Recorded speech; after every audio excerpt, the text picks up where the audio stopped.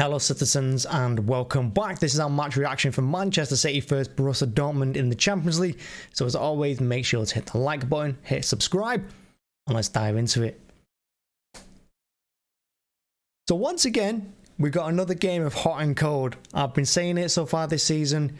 You know, we're playing terribly in games, we're playing well in games. And, you know, it's very rare at the moment that we're going through the whole 90 minutes hot. And it's rare that we're going through the whole 90 minutes cold. You just never really know which City team are going to turn up and at which point of the game they're going to turn up. So this game, you know, I mean, Dortmund did their job on us. They really did. In the first half, the game was flat. It was dull. It was boring to watch. And we didn't really click into gear. You know, our passing was slow. The pressing was poor.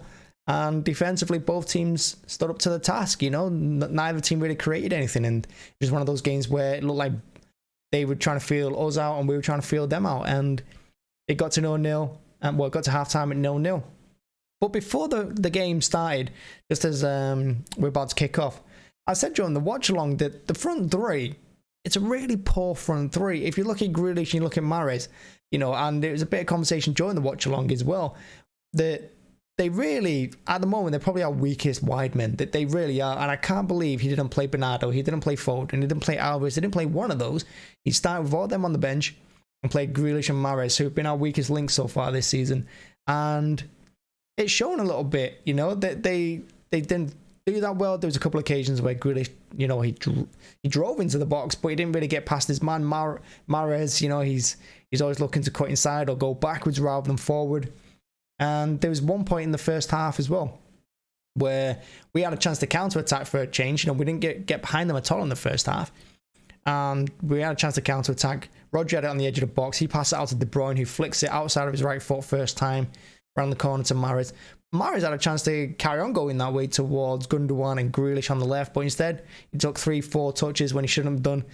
And, you know, he got caught on the ball, and De Bruyne was having a go at him, saying, give it out wide, give it out wide. And I think that just summed the first half. It was lethargic, you know, it was poor and just didn't click. It just didn't click. We had no energy on the pitch. That's what it felt like. We had no energy. So we get to half-time, 0-0, and you're thinking, Pep's not going to make any changes because he's not that sort of manager. And he didn't make any changes. And in the second half, it was more of the same. We looked lethargic. We looked quite slow. And then to spice it up a little bit and to bring a little bit of, you know, a bit of impetus into the game and a little bit of urgency, Pep decided to make the changes. And who did he bring on? He brought on Alvarez, he brought on Foden, and he brought on Bernardo.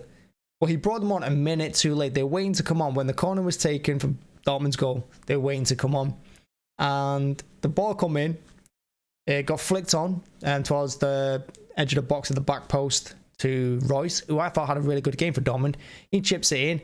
Bellingham, nice and early, nice and attacks it. Header past Edison, 1-0. And I got to be honest, he went in between Haaland and he went in between Akanji. Neither of them moved for it. I don't know if they were playing offside or what, because you had a nice little line of offside and then you had Ake further back towards, you know, towards Edison. So whether they were playing offside, I don't know, but neither of them went with him. Neither of them saw the run, just let it go. And Dortmund took the lead and deservedly so at that point. To be honest, they were the better team. They looked like more likely to score, and they did. But once those players came on, once Bernardo came on, once Foden came on, once Alvarez came on, we looked a different team in the final third of the pitch, you know, because you had Foden on the left, he pushed De Bruyne on the right, surprisingly, and Alvarez played in De Bruyne's usual spot. And it worked, you know. There was a lot of pace on the field. We were passing a lot quicker. Even when we were just passing it back, you know, left and right, like we liked it on the halfway line, it looked sharper, it looked quicker because Foden was there, Bernardo was there, they were running around, they were going in circles, they weren't standing in one spot waiting for the ball to go to them like we had in the first half with Grealish and Mahrez. We had two players who wanted the ball and were, you know, willing to do the hard work for it too, on and off the ball.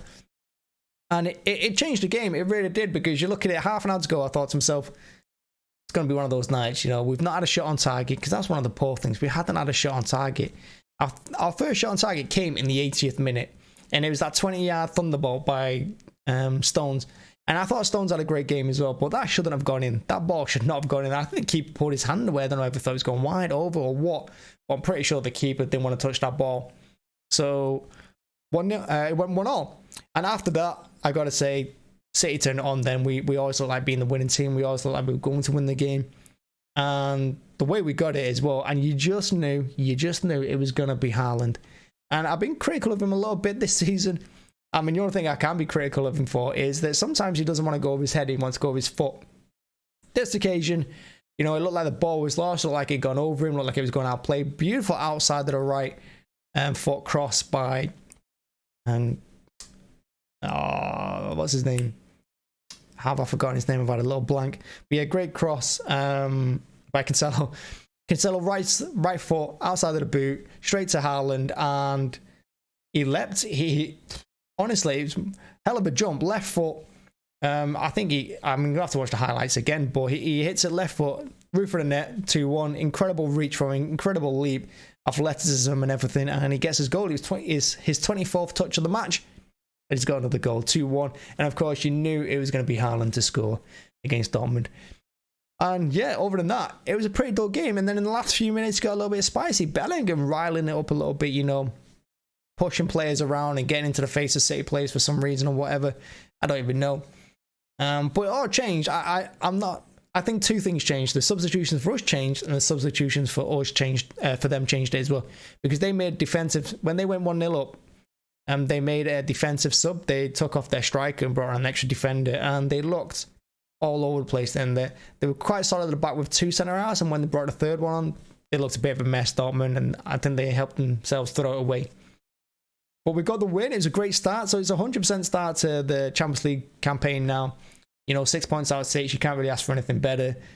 And yeah, I mean, I said it leading up to the game that it was all about momentum and getting points on the board, and you know, going into this break confident and unbeaten. And we got another chance to do that again against Wolves on Saturday, which I think is going to be another difficult game away from home, of course, as well. But yeah, this was a game of two halves, and maybe not even two halves. It's like a game of 60 minutes and a game of 10 minutes, because we were really poor again. And how many times are we going to see it where we play so cold for so much of the match, but we turn it on at the end?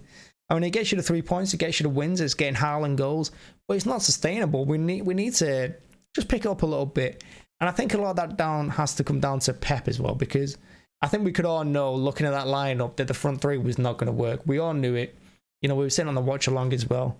He needs to play Foden, he needs to play Alvarez, he needs to play Bernardo. These players are really important to us. Their energy, their work rate, you know, and their quality on the ball too. And I think having a left foot on the left and a right foot on the right is really, really important these days, because if you look at, we're trying to get more crosses into Haaland.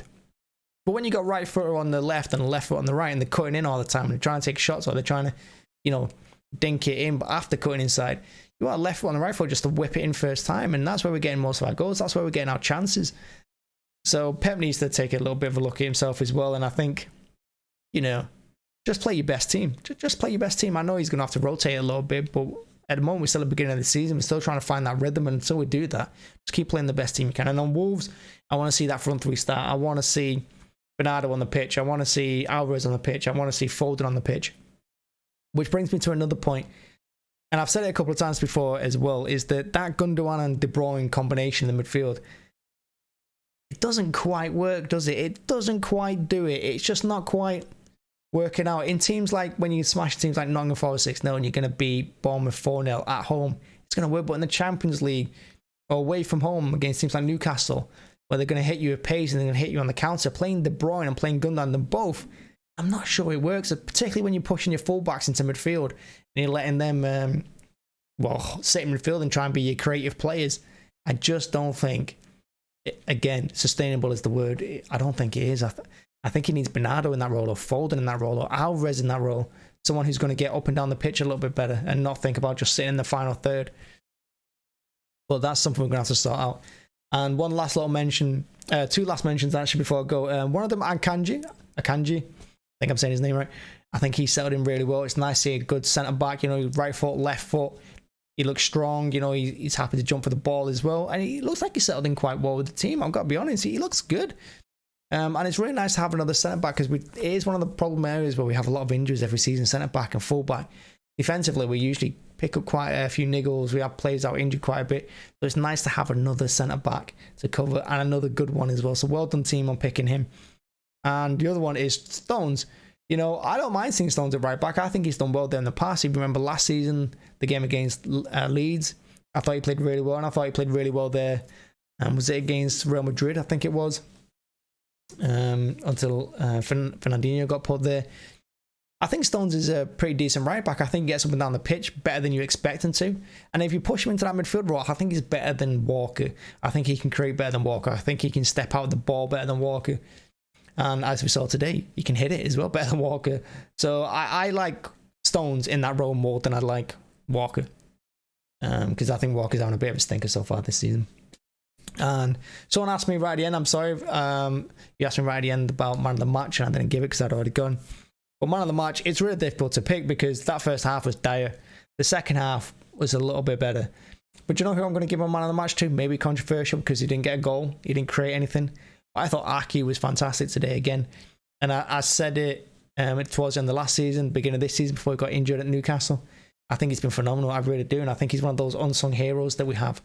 So yeah, I'm going to give it to Ake. I know Cancelo did well. He did all right defensively as well, and he created the goal, and Haaland scored, and Stones, I've just mentioned, he was fantastic.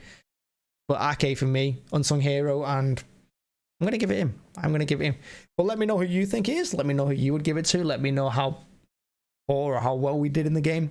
And make sure to hit the like and subscribe buttons as always. And as always, thanks for watching. Thanks for checking out. Join us on Twitter. We do tweet a bit more nowadays. And got a TikTok as well, so keep an eye out for them and the YouTube shorts. Bye-bye.